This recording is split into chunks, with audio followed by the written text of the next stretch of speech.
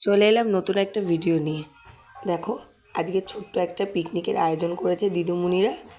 যেহেতু এটা আমার মেয়ের মেন স্কুল না, এটাতে আগে আমার মেয়ে পড়তো, এটা হচ্ছে ওর ছাত্রের স্কুল।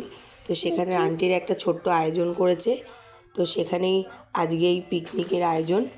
তো বেশি কিছু দিইনি, সবাই 20 টাকা করে দেওয়া হয়েছে। দেওয়ার পরে এত আয়োজন, প্রথমেই দেখো দিয়ে দিয়েছে স্যালাড।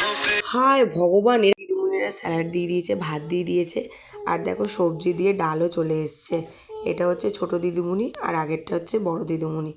তো এরাই সব কিছু করেছে নিজের হাতে, সব এসে রান্না বান্না সব করেছে। আমরা কিছুই করতে পারিনি, আমরা সবার লাস্টে গেছি খাওয়ার জন্য। তো দেখো ডাল দিয়ে দিল আমার মেয়ে, আর আমার মেয়ে চিপস খেতে ভালোবাসে, ও একটু বেশি করেই চিপস নিয়েছে।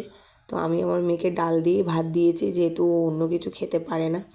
তারপরে আয়োজন হয়েছে ডিমের তরকারি, ভালো সুন্দর করে ডিমের তরকারিটা করা হয়েছে। তারপরে লাস্টে পাঁপড়, চাটনি, মিষ্টিটা দেওয়া হয়নি,